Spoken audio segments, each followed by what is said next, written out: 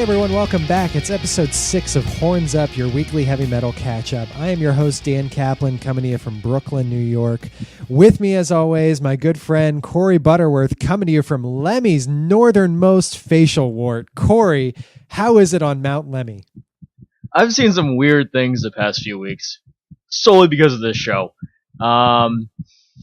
You're a jet setter. Horns Up is making you a world traveler. You go from Frankie Palmieri's butthole to Dave Mustaine's pubes, and now the epicenter of all things metal. You are on Lemmy's warts. Whoa. I did spend some time in Nurgle's urethra. Let's be real here.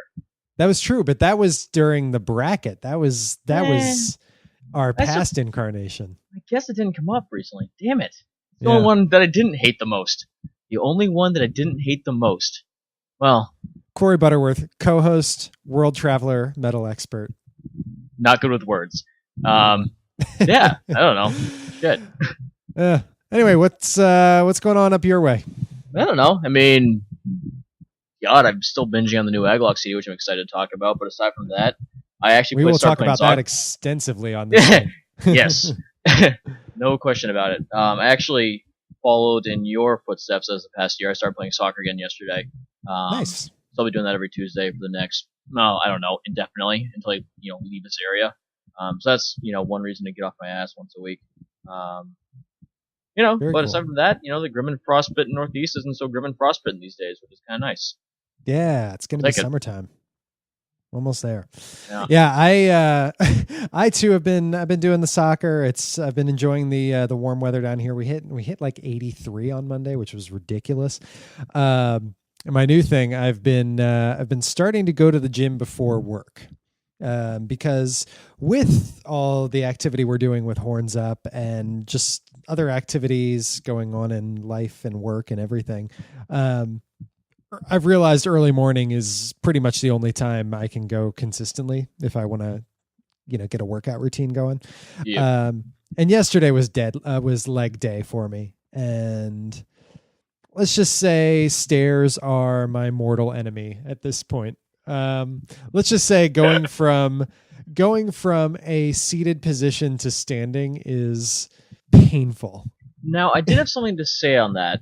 I noticed the other day, or I think it was yesterday actually, you posted something about it being really difficult and it took you 3 attempts to get off of the toilet. Yes. Seated from standing. Now, what that reads to me is Dan can't stand after he poops. Because why else would you be sitting on a toilet? Not going to be able to stand right for a week. No, I think it's because this is, for the longest time I would do one exercise for each muscle group every day. And now I've switched it up completely. Like I'm doing a chest day and I'm doing a leg day, and today was biceps day and stuff like that. So tomorrow I'm not going to be able to bend my arms at all. These are the fun things that come with weightlifting. What can I say? But some big news on the Horns Up front. Without naming any names because we can't for legal purposes, this podcast, this Horns Up podcast to which you are now listening, has been accepted into the digital music store of a certain computer retailer that has a fruit in its name and a bite taken out of it in its logo. That store where you buy all your music and movies and, yes, your podcasts. Well, Horns maybe Up your lousy cell phones. Yes, your lousy cell phones included. That store is now going to feature Horns Up in its podcast section. I will let you draw your own conclusions. It's a computer company shaped like a fruit. They sell music, movies, and yes, podcasts. And we are one of the podcasts that they will now be distributing. Check it out. You log on, search for Horns Up Metal Show, and we'll be updating these episodes weekly, and you can subscribe. Check us out there. It'll be a lot easier than watching us on YouTube, hopefully. So get us on your mobile devices, and you'll be good to go. Anyway, that being said, let's move into our headlines for the week. It was a busy week, wasn't it, Corey? Yeah, there's a lot going on. Some good, some bad. Yeah, some good, some bad. Mostly just confused as far as some of these bigger headlines go. I'm sure you should all be at least somewhat in tune with our quickies we shoot out every day. If you're not, well, I guess this is your chance to let us catch you up a little bit with our own opinions on everything.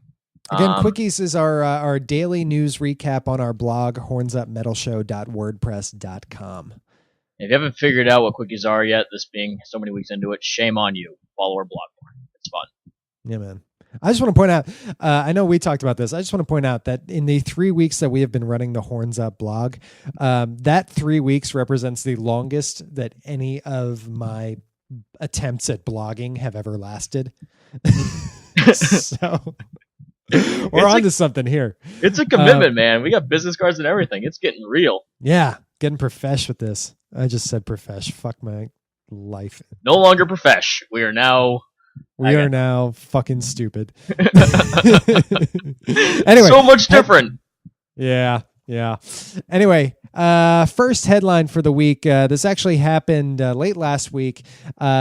News from Cynic. Guitarist, vocalist Paul Masvidal and drummer Sean Reinert, both also ex-members of Death, came out publicly as homosexuals in an LA Times feature that ran on May 8th.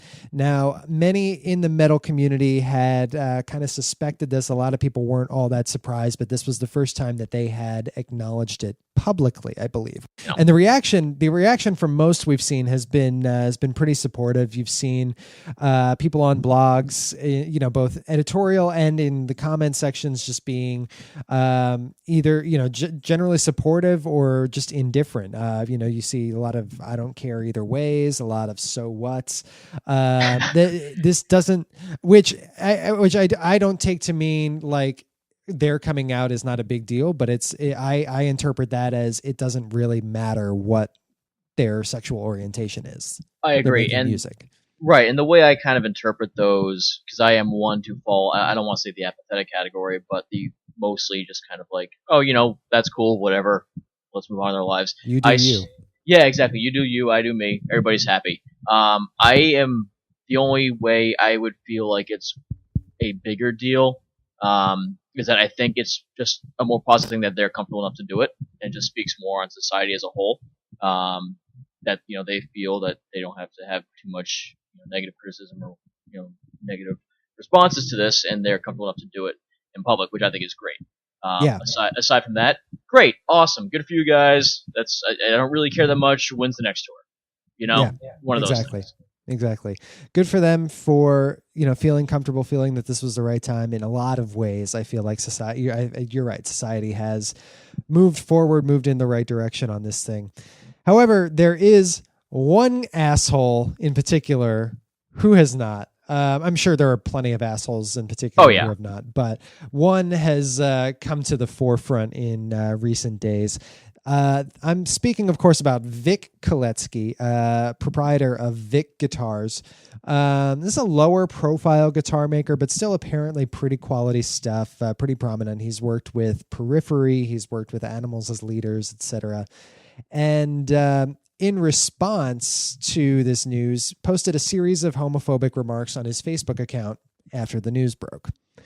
We're talking stuff like, Paul Masvidal, for example, plays a headless guitar where the strings are just wound directly into the neck. And Koletsky said, well, now I know for sure what is that something that's always been turning me off headless guitars, right after Masvidal came out as a homosexual. Another one, a fan asked if he'd get a discount for being heterosexual, and Koletsky said no, but he'd have been charged twice the price if he was not one. Oh, God. What a fucking asshole. What an idiot, too. Like, the guy's trying to run a business where a big part of his business is his perception to the public, and he pretty much just fucked himself over a little bit. So on top of him being an asshole, I find this comical and kind of like, I hope this, ruins your business because you're an idiot. And we've already seen some repercussions from it.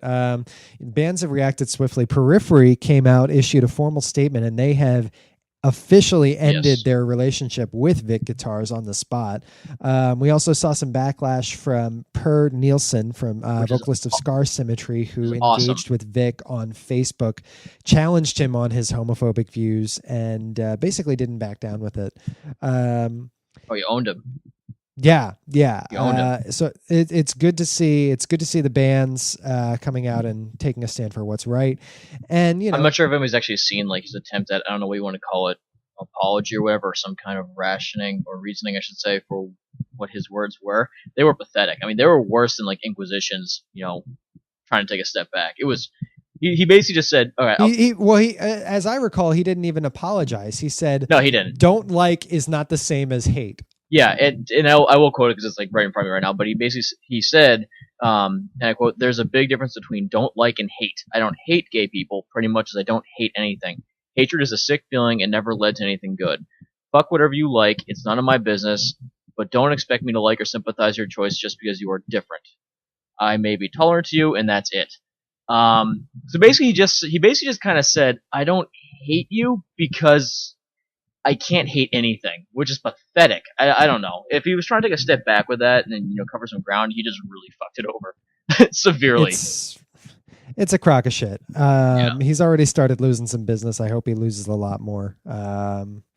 We will see. In short, fuck Vic Koletsky and his backward ass views.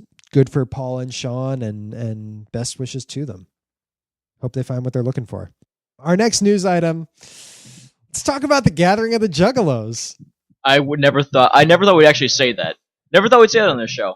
Folks, on the surface, I understand how not metal a statement that sounds like, but the 15th edition of their festival is going to be this year. The lineup was announced on Monday. And in addition to bands like Biohazard, Head PE, and Wayne Static, we have Cannibal Corpse playing this year. Cannibal Corpse. Of course, this isn't the first time heavier bands have played. We've had bands like Fear Factory and Soulfly in the lineup in the past, but this is a different level, wouldn't you say? Yeah, I mean, I just don't know how it should work. I just can't see them playing songs called, oh, I don't know, Fucked with a Knife. Force-fed broken glass. Force-fed broken glass. I come blood. Submerged in boiling flesh. 5 nails through the neck. I don't know. Folks, I just don't. Folks, bear in mind, Insane Clown Posse have admitted to being evangelical Christians, by the way. Yeah.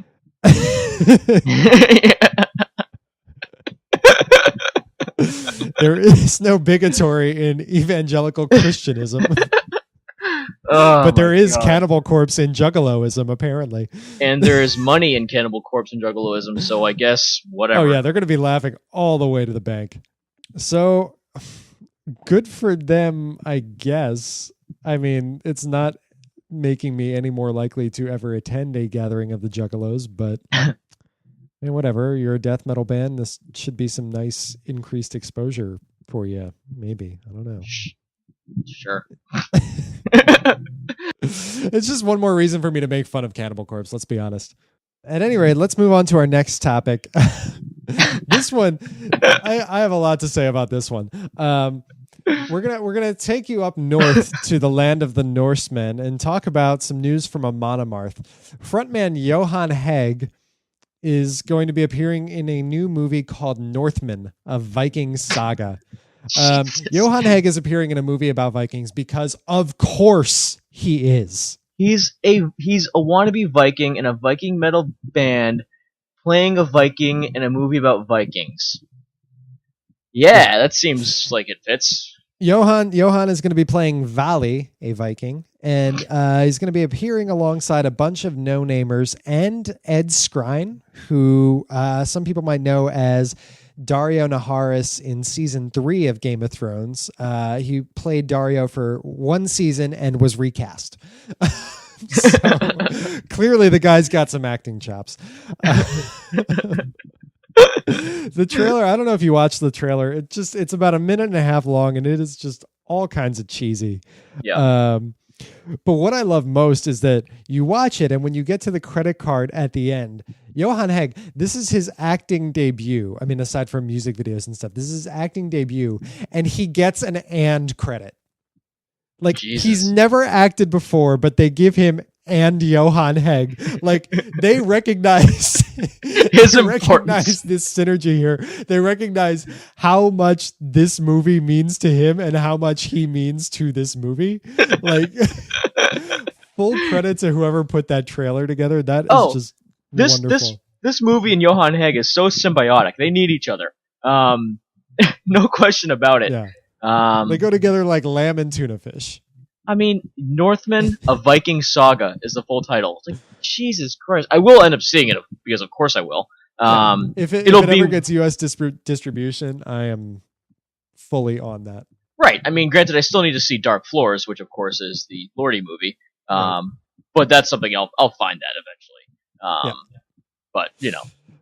I think this has the potential to be pretty disastrous, all things considered. I can't remember the director's name off the top of my head, but his previous credits apparently include a web series based on CBS's Ghost Whisperer and the straight-to-video sequel Hollow Man 2, which itself followed a pretty shitty Kevin Bacon, Elizabeth Shue, Josh Brolin film.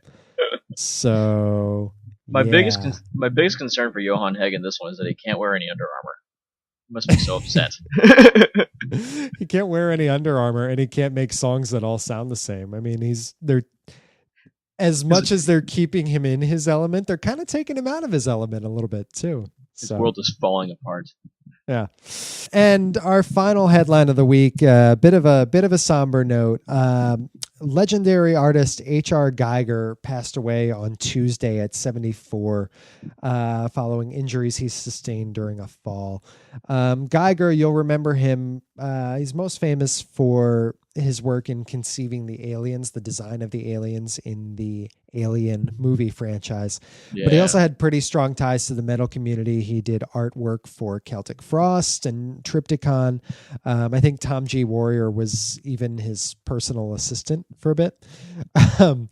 And he also did stuff for Carcass and Danzig. Well, I was going to say that Emerson, Lake and Palmer Brain Salad Surgery is all him. That's like one of the most famous album covers in music. Yes, correct. So. He also did Jonathan Davis's mic stand. That had to come up. It had to come up. Yep. We couldn't not mention that, folks. The bitch. Jonathan Davis, was he our finalist? Not our runner up, but our final four for the bracket.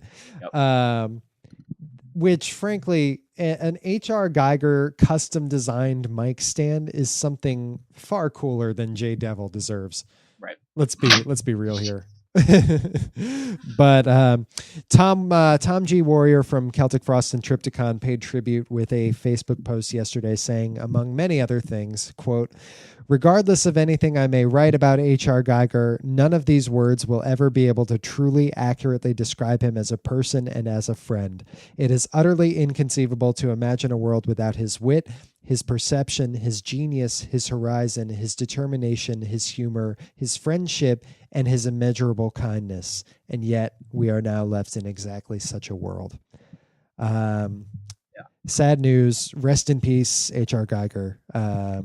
We will be giving Milana Kesmata and heart work and brain salad surgery a spin in your honor. Absolutely.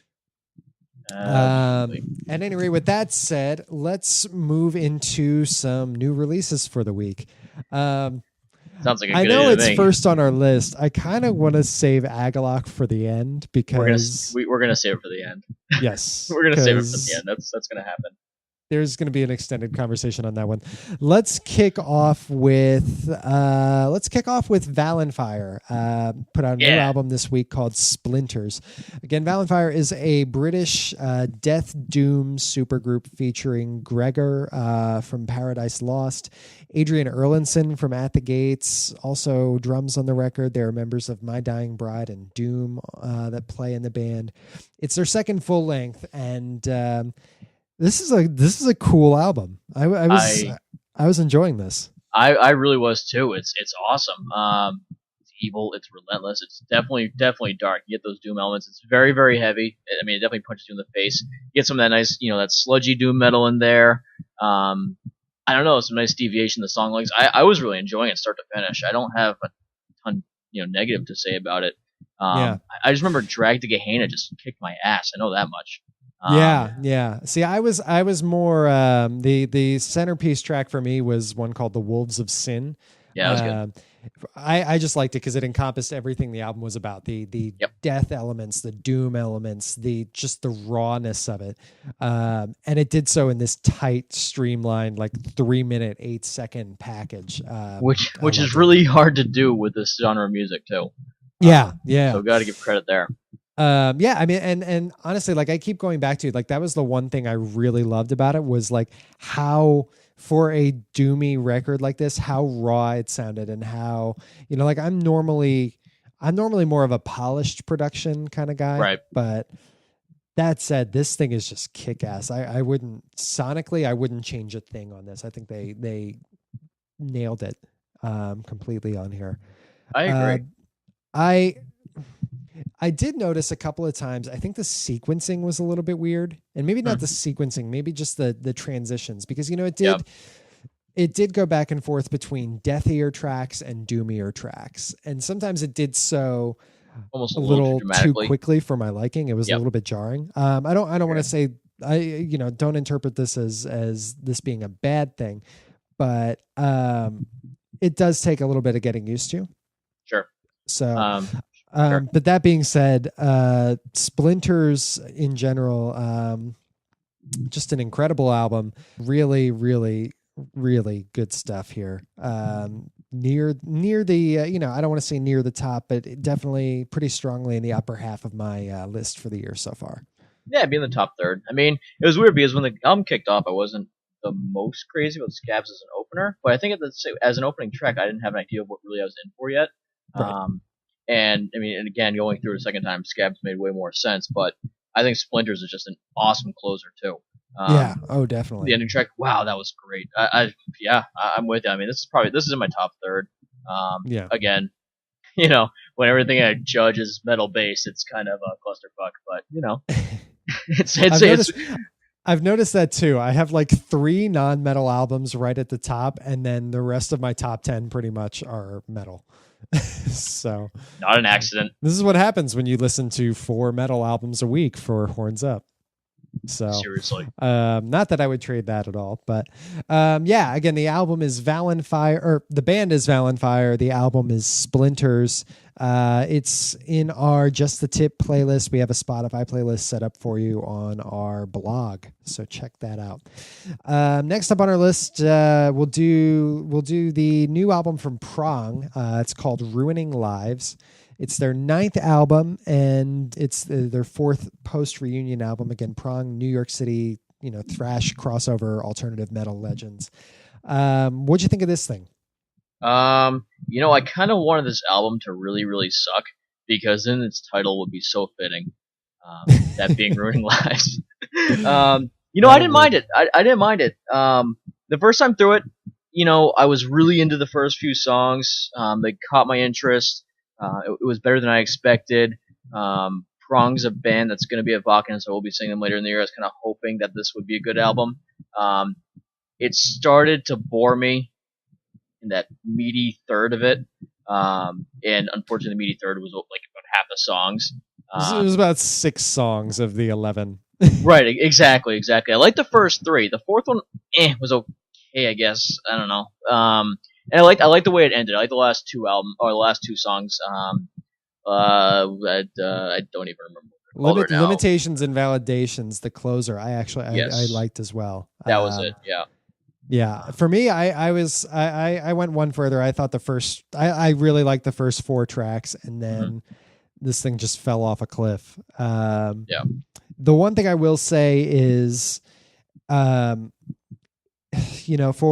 as mediocre as the middle is, the album as a whole, it's a good length. It's 11 songs, 41 minutes. Most of them are around 3 minutes, 45 seconds long. So even as it does start to drag a bit, it's not dragging you along for anything, overly unbearable, lengthwise. I mean, yeah, it's the length. I mean, the length is perfect for the genre. I'll put it that way. Yeah. I wouldn't want more than 40 minutes of this. Ever. It kind of, in the beginning, I wrote down in the beginning, it sounds kind of like something that Suicidal Tendencies might have tried if they had even a shred of evolutionary tendencies. Evolutionary tendencies. But then as it went on, it just ended up kind of sounding more and more like what Suicidal Tendencies actually did with their career. Which is like, not to say that not to rag on Suicidal Tendencies for what they do, they're good, but they're as married to their sound as Motorhead is to theirs. Right. know? I mean, I don't want to take anything away from this. I think the music is good. I did enjoy this album on a whole for sure, no question about it. While the middle of the album did kind of drag a little bit, wasn't to say the music was bad. It It's just not didn't particularly memorable. It just didn't keep my interest like the beginning and the closing of the album did. But overall, I thought it was solid. I mean, it's better than I expected from Prong, which I don't know how you want to interpret that, but I overall, and I enjoyed it. I can't say I regret listening to it, so whatever. No. It's certainly not a total loss the way a certain other New York band's album from this year was. A band whose lead singer's asshole you have explored in a previous edition of. Why does my relation to No, no, I don't even want to continue that sentence. I don't want to. See, because of that one introduction of me that one time, we can't go a single episode without talking about Amir. Bullshit. Challenge accepted. Talking about Amir in every episode. Christ. As long as not talking about Amir in one episode. Oh, that's not going to happen. I just have a feeling something's going to come up in either the news in the metal world over the course of the week we're going to want to talk about, or somehow you're going to reference that introduction you gave me that one time. We're going to be like Sean Connery on Celebrity Jeopardy. I can't remember how it ends, but Frankie Palmieri sucks dick. Oh Lord! Oh goodness! We need a new joke. There's plenty out there. We'll find something. I just don't know if I want to yet. Yeah. Moving on, our third album we listened to this week was the self-titled debut from Killer Be Killed, the supergroup featuring Soulfly's Max Cavalera, Greg Puciato from Dillinger Escape Plan, Troy Sanders from Mastodon, and the drummer from Mars Volta, Dave Elich. What'd you think of this guy? I will start with my conclusion to my review. This album reminds me of like that super smart kid that just floats through middle school, gets to high school, still tries to float through, has all the potential in the world, could get into Harvard if you want to, but just choose to slack off and not really exert a whole lot of effort or risk, and gets by like C's and D's, but still passes. Still above average, but just doesn't really do anything. That's a very good way to put it. I don't know. I originally thought the first few tracks were like watered down Mastodon, but instead of water, it was Soulfly and Dillinger Escape Plan, which isn't really a good thing. Soulfly and Dillinger Escape Plan down Mastodon. That's about right, actually. The verbs Soulfly and Dillinger Escape Plan. Soulfly and Dillinger Escape Plan. You Soulfly and Dillinger Escape Plan. The longest noun we ever. Dillinger Escape Plan. That might be the longest noun we've ever verbed. Yep. Conjugation is fun. I am with you though. It felt like, I could hear echoes of each of their respective bands in these songs, but nothing that really came together and sounded cohesive as a single unit. Right. It's a very safe, unchallenging record. It's fine. I didn't hate it. Right. There's certainly worse things out there, but it felt like wasted potential. I kind of, there you go. I kind of found out that going through that I liked or enjoyed about every other song. And it's like, I feel like there's a lack of consistency here. Now I think we had a little bit of a different viewpoint on the opener. I actually really enjoyed the opening song. It was definitely overly catchy. It was ridiculous. But I feel like it worked as an opener. It wouldn't work anywhere else in the album. But I actually really appreciated the catchiness to it. I thought it was kind of entertaining. Yeah, again, the opening song is "Wings of Feather and Wax." Thank you. I think it's fine. I certainly didn't think it was bad. I thought it was like, it was very, it was meant to be like the single, Right. For me, I really liked, what caught me was "Fire to Your Flag." It was just, I like that song. The second half of the album. It's just, I was like, this is the kind of thing the album needs more of. It's just, it's hard hitting. It's to the point.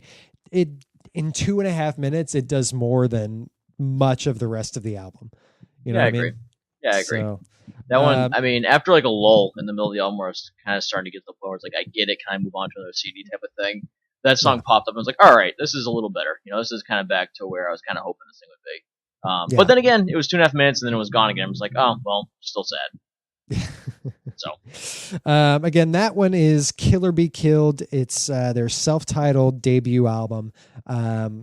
Check it out. It is on our Just the Tip playlist preview. Finally, let's close it off with our good friends in Agalloch. Your good friends in Agalloch, the people you have met, the people that I can only dream of meeting. My favorite humans. My favorite humans on Earth. Yeah. Agalloch returns with their 5th studio album, The Serpent and the Sphere. It's their first since 2010's Marrow of the Spirit. Do you want me to do my points first, and then you can rant and do your thing? I need some time alone with my Agalloch speech. Yes, you can go. Let's do that. So I really liked it. It as it stands, it's my number 4 album of the year overall. My top metal album. It's, I don't know if it was just me, but at first listen, it felt kind of doomier than anything we've had from them before. Certainly, the folk elements that we love from Agalloch do work their way through. We got some nice acoustic interludes from Nathaniel Larachette from Muskox, their former tour mate. So the folk elements are there, but the heavier parts just seem so much heavier, thicker, dirgier than they've ever been before. Am I alone in thinking that, or? No, you're not, and it's great. Good. But yeah, no, I love the hell out of this thing. I thought for me, Plateau of the Ages felt like just an instant classic for them. If they do not play this track at Maryland Death Fest, I am calling shenanigans, because what a fucking song this is. As an instrumental, no less. Yeah. A 12-minute long instrumental. Yeah.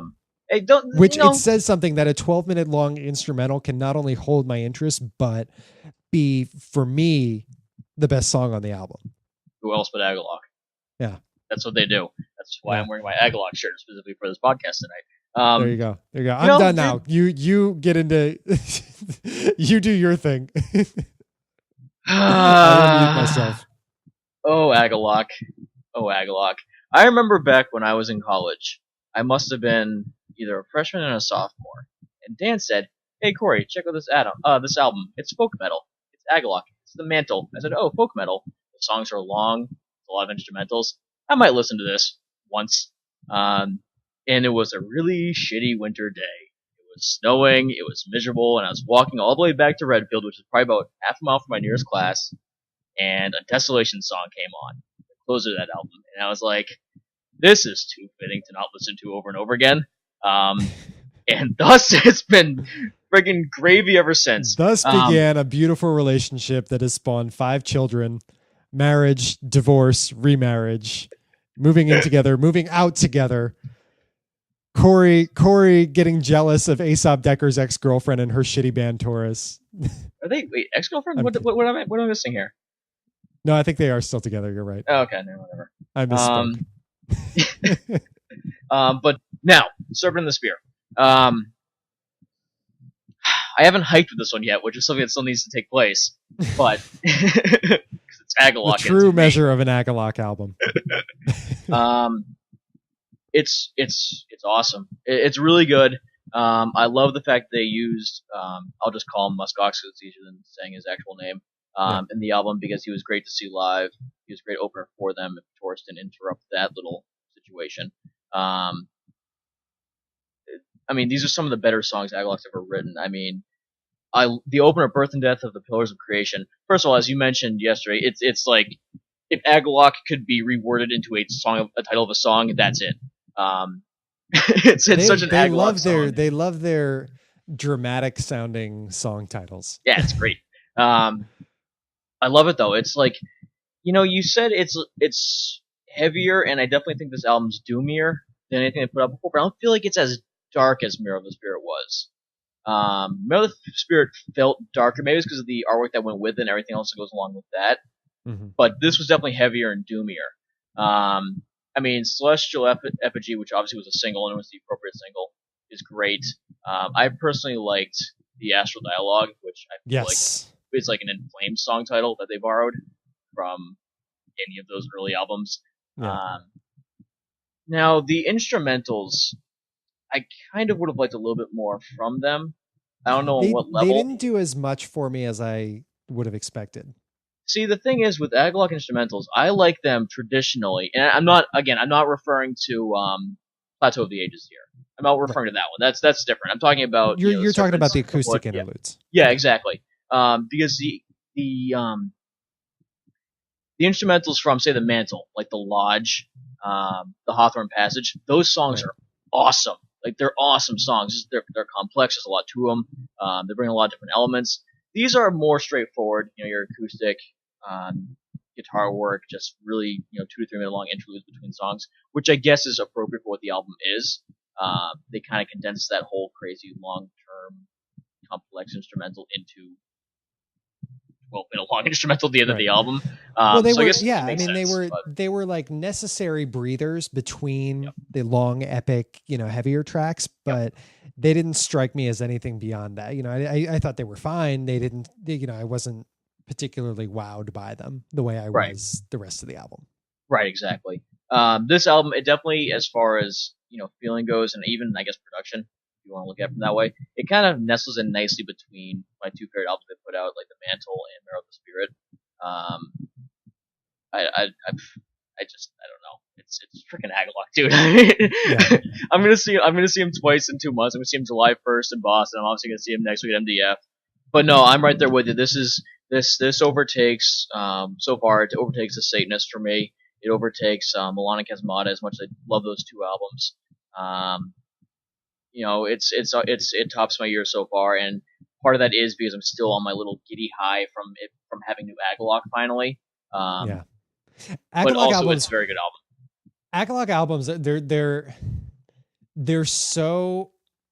I mean, Agalloch as musicians are just so incredible, but they're also the albums are spaced far enough apart that when you get new Agalloch, it really feels like an event. It is an event, and each album has its own personality. So it works. I mean, and it's not that these guys are just on purpose putting off 4 years between albums. They're doing other crap, and they're kind of like, oh yeah, Agalloch, I guess we'll write another album now. So I mean, it works out for everybody. The tool of extreme metal. Yeah, exactly. I don't know, man. This thing's freaking great. Yeah. It's awesome. Again, the album is called The Serpent and the Sphere. It's out now on Profound Lore Records. Check it out. It will not disappoint. It's incredible listen. From new albums, let's move into some old albums. Let's do our retrospective section. What do you got this week? Looking back across metal history, what's come onto your radar screen? I went with Fear Factory's Digimortal, which was an interesting choice. It's not Archetype, which I thought was great, as an album, I should say, even despite the fact that it was, beyond the Dino years and all that stuff. It was also the third in a trilogy. Yes. That following, right, Obsolete and Demanufacture. Right. But I don't know, it didn't get that high of a praise when it came out, but I thought it was freaking awesome. Aside from that, there's one track, Back the Fuck Up, featuring Be Real, which really? Featuring Be Real from Cypress Hill. Right, exactly. But as a whole, this album it's fun, it's in your face, it's exciting, every song is 3.5 minutes, which is freaking perfect. It's got the title track too. The title track is one of my favorite Fear Factory songs. Oh, absolutely. Yeah. I mean, Lynchpin was a single, which was fine. I don't know. Herd Conveyor is good. It's Will Become definitely starts the album off with a punch. Damaged is, I mean, No One, Lynchpin. I mean, these are classics. Even their, slower, more, I don't know how you want to describe them. I'm thinking like Invisible Wounds and Memory Imprints Never End. They really slow things down. They're still good. I don't know. Yeah. Absolutely. I want to go Fear Factory this week because I've been listening to so much of them, and this was like really the first one that I ever acquired, so I had to go with this guy. It came out, for what it's worth, it came out back April 21st of 01, so it's been around for a solid 13 years now. But yeah, man. I think now that I think about it, I think Archetype is going to be, it's either 9 or 10 this year, which is really weird to me. Yeah, Archetype is. I this is going to sound like sacrilege, I know, but Archetype is probably my favorite Fear Factory record. I don't know if it's nostalgia, if it was like the first Fear Factory record I ever heard, but I love the hell out of it. It's good. I loved it too. I mean, again, and of course, it's like the one record Spotify doesn't have. Yeah, right. I mean, well, again, the title track from that one, Archetype, is fantastic. Cyber Waste, I really enjoy. Slave Labor is awesome. Even again, the slower songs like Human Shields and Bite the Hand That Bleeds. Nothing bad on the album.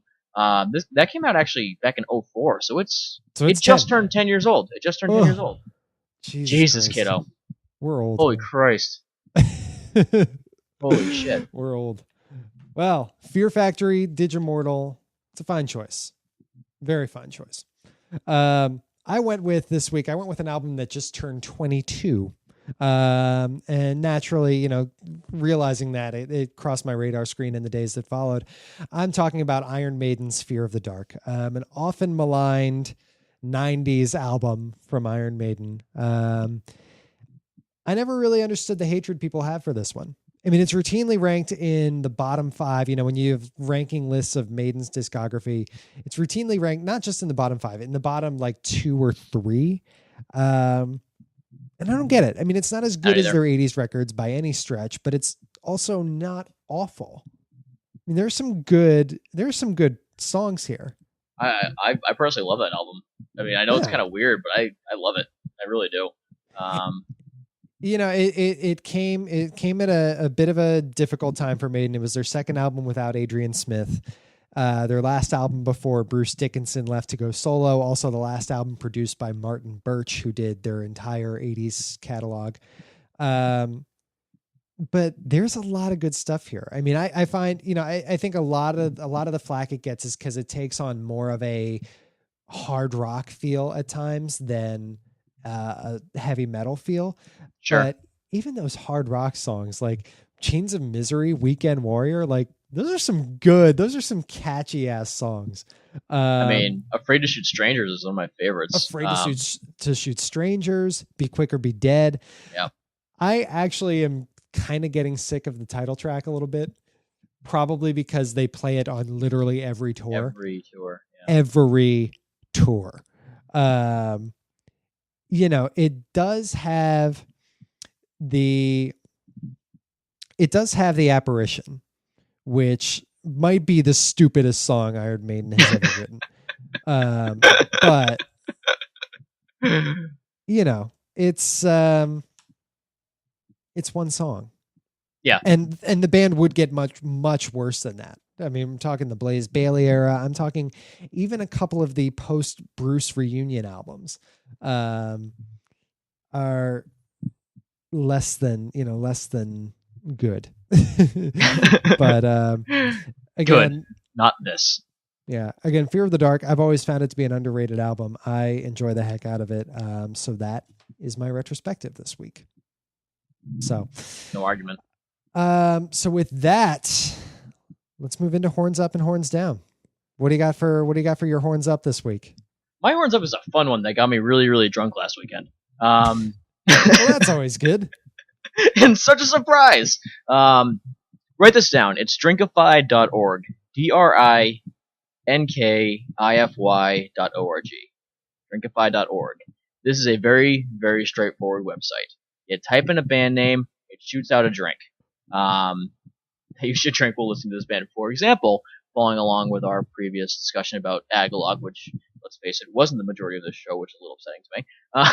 If you type in Agalloch, it'll shoot out 1 ounce of blood. If you Actual blood. if you can find a drink called blood, let me know, because I'll be the first one to try it. If you type in, say, hypocrisy, it shoots out 1 glass of Kirsch, which is like a cherry liqueur, which is actually quite delicious. It'll kill you though. Another one, if you type in Pink Floyd, it's 1 box of wine, not glass, not bottle, 1 box of wine, because poor hippies. My favorite though, I typed in Dream Theater. It spat out, quote, 1 Bud Light. I'm glad this website's on the same wavelength as us as far as what we consider respectful music in relation to drinks. You know? Yeah. Oh, but wait, there's more. Queensryche. This one I found hysterical. Queensryche, it recommended that you drink 4 ounces of LSD.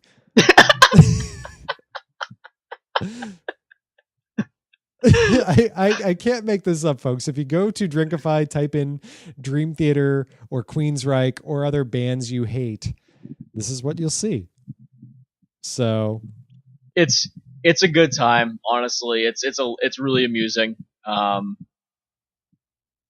don't know.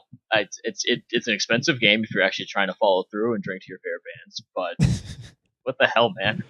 But it's fun. It's fun. I will actually. I'll need to give this a shot. I was playing around with it after you told me about it, and right. It seems like fun. Yep, so. It sure is. My horns up for the week is one. I can't properly express how excited I got over this. A friend of mine sent me a link on in a Facebook chat the other day to an article from foodbeast.com. And Foodbeast had written a story on a single Instagram picture taken by a BuzzFeed editor, Alex McAlpine, during a visit to Australia. While she was vacationing in Australia, she came across a barbecue and happened to catch, cooking on a grill, a baby alligator wrapped entirely in bacon with a full chicken in its mouth. There are not enough dramatic pauses to accurately convey the magnificence of this. Just picture this, folks. I need a minute. An alligator wrapped in bacon with a chicken in its mouth. Holy shit. I have wet dreams about food like this. What am I supposed to say in this situation?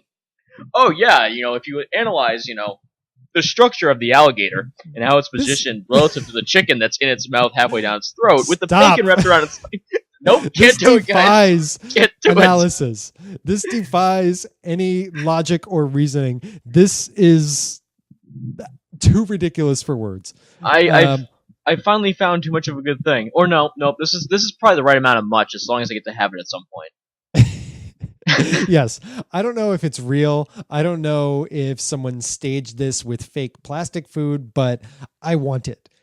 I have it in my head as a real possibility, and now I want to make it happen. So, Australia, alligator wrapped in bacon with a chicken in your mouth. I'm coming for you. I'm going to make this happen. We will include a link to the article in this week's edition of The Dump because, frankly, the world must see this. Well, we'll include a link and we'll also be sure to include that in our visuals. A picture, yes. Yeah.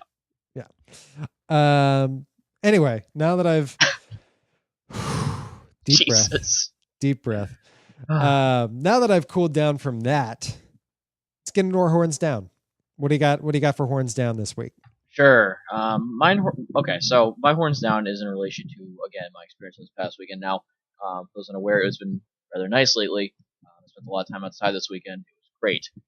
Walking on the sidewalk, having talks, having conversations with my buddies, and then that one notorious motherfucker that has to ruin every conversation within a 10-block radius. Motorcycles. Now, see, here's the thing. I love motorcycles. My dad's owned many over the years. I've ridden on many over the years. I've rode bikes. They're awesome. But you drive them in urban areas, you got your big ass pipes on them, and you just destroy every conversation within earshot of you. I hope. No, it's cool. It's cool. I don't like you very much. I will say this: I don't understand how you can get away with cruising around downtown areas, Portsmouth, Boston, anywhere really, I guess, with a vehicle that produces that many decibels of noise, and I can't goddamn drive around and blasting at the gates, which should be pleasurable to everybody, including me. It's a little spite there, but I don't know. I like having. I don't know. I think the broader concept you're getting at here is you hate assholes ruining shit for other people, correct? Actually, yeah, that's pretty much it. Yeah. If we must make this so broad. Whether yes. it's in motorcycle form, whether it's in blasting shitty music over your car speakers, whether it's drinking PBR, killing the vibe at a party. No, I'm kidding. Eat a dick. Yeah, people that ruin shit for other people and are oblivious to the fact that they're ruining shit for other people. Am I conceited in the fact that, I assume that what I do isn't detrimental to other people, but what other people do is detrimental to other people? Absolutely. But I'm also conceited enough to stand by my statements. A little conceit. Right. Oh, God. Yeah. I don't know, but that's my horns down. It's just very, very frustrating to be interrupted mid-sentence with anybody because some asshole is just gonna idle by you at like 18,000 decibels and be like, oh, hey. That for me, I think the closest I can relate to is like when I'm standing on a subway platform and trying to have a conversation with someone, and then an express train goes by and I can't hear jack shit. Yeah. I mean, again, this is not the same thing as an asshole on a motorcycle revving his engine and destroying conversation. This is a mode of transportation that is getting lots of people from point A to point B rather efficiently. Doing so in an efficient fashion, yes. Yeah. But yeah, still conversation ruined. Damn it. Heck. Yeah. I don't know. Yeah. My horns down for the week.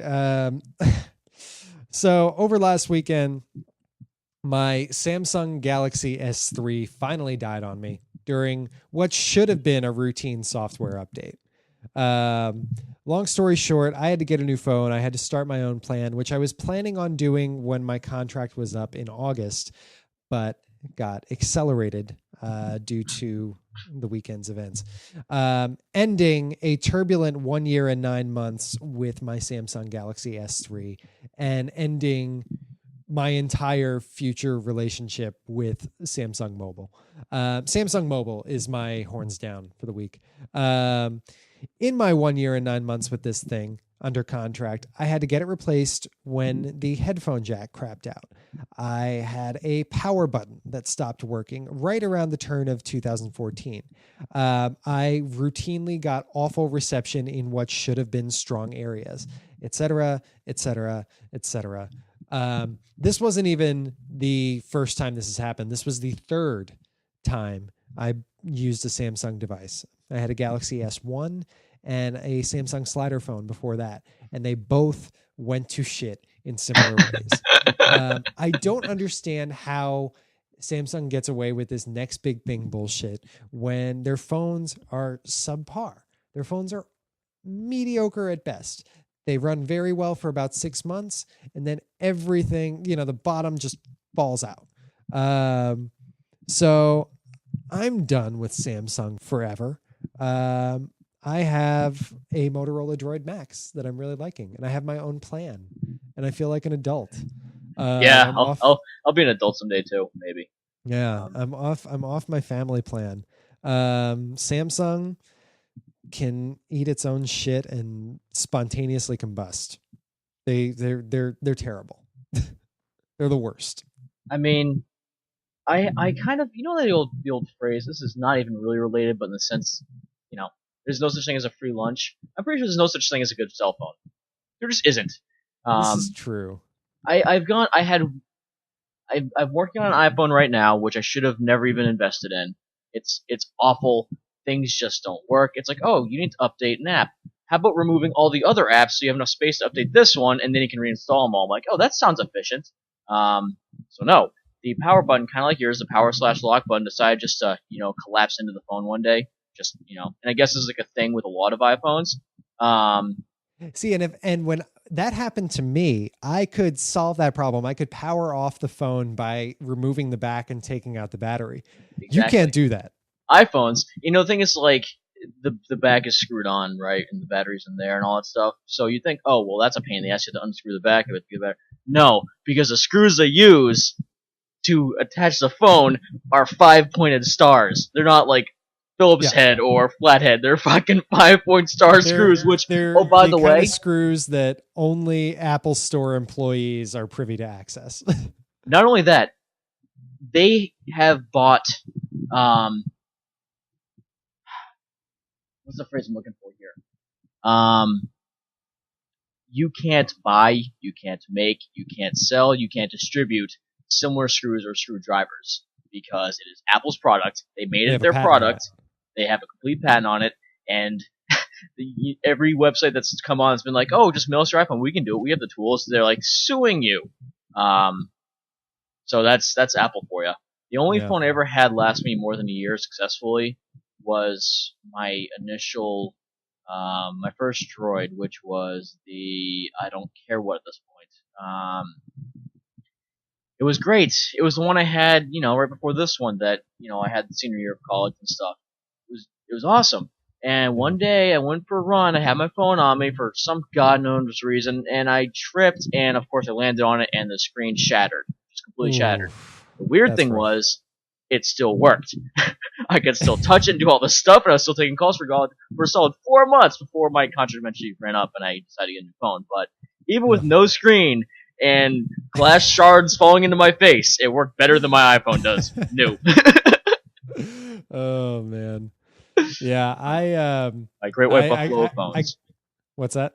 My great white buffalo of phones. Yeah, I got smart with this one. Because you're right. It seems like a lot of them do tend to go bad after a year or so, and of course, your manufacturer's warranty when you sign up for the phone runs for a year. So I got smart. I signed up for the extended warranty. I'm like, yeah, I'll pay the extra $3 a month. Right. In case, on day 366 of my contract, the phone suddenly goes to shit. At least I'm covered. Right, exactly. So, yeah, Samsung Mobile, eat a dick. That's my horns down. Oh, man. That will about wrap it up for episode 6. I know we don't have any concerts to speak of, but I know we got a couple coming up between this week and next. Yeah. Yeah, I've got this coming Friday is Agalloch Gojira Mastodon, which unlike Sad Batman, if you took a look at our quickies, I will actually be able to attend this show because it didn't sell out on me. So I'm kind of excited about that. And then the following Sunday, I'll be seeing Soul Sphere for the first time in 5 days. The second time being in MDF the following Friday. Dude, so that's my weekend. Tomorrow night, it'll be 1 week until we head down for Death Fest. Yes, it will. I am pumped. I am very excited. Yeah. So I too am going to Mastodon Gojira Agalloch here in New York. I'm sure we will have much to speak of in next week's episode. Next week's episode, which I remind you can access in the music download store of that computer company that's shaped like a fruit, whose name I can't say because of running the risk of prosecution. Our podcast, Horns Up, is featured in their podcast section of their music store.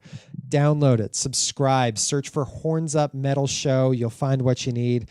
Again, all of our other content, the quickies, the subgenre of the week, just the tip, visit our blog, hornsupmetalshow.wordpress.com.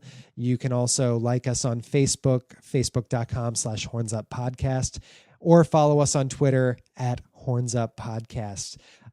Stick with us. We'll keep the content coming your way and hopefully keep your horns up in the air. Corey, any final thoughts before we wrap it up? Not off the top of my head. I would like to say that keep an eye out for Saturday's edition of The Dump because you will see all the visuals, links, everything we've covered in this episode. All posted on Saturday. keep an eye out for our Side Splitter Sunday, and then hopefully give you a couple laughs at the end of the weekend. And then Monday we got a new subgenre of the week.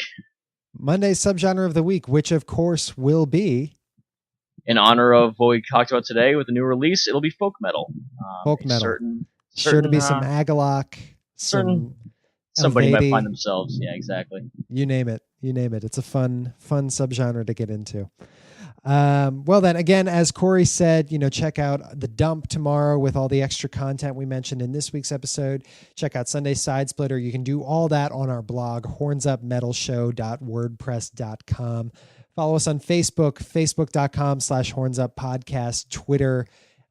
Follow us there at hornsuppodcast. And again, that digital music store from the computer company that's shaped like a fruit. Subscribe to us. Search for us. Horns Up Metal Show. You can find us there. You can get us on your portable music devices, on your portable tablet devices. Again, none of these I can say because they're all trademarked names and I don't want my ass to get sued. Because of pretentiousness. Yes. Find us there. With that said, for Corey Butterworth, I am your host, Dan Kaplan. This has been episode 6. Thanks for stopping by as always. And remember, live, love, plow, horns up. We'll see you next week.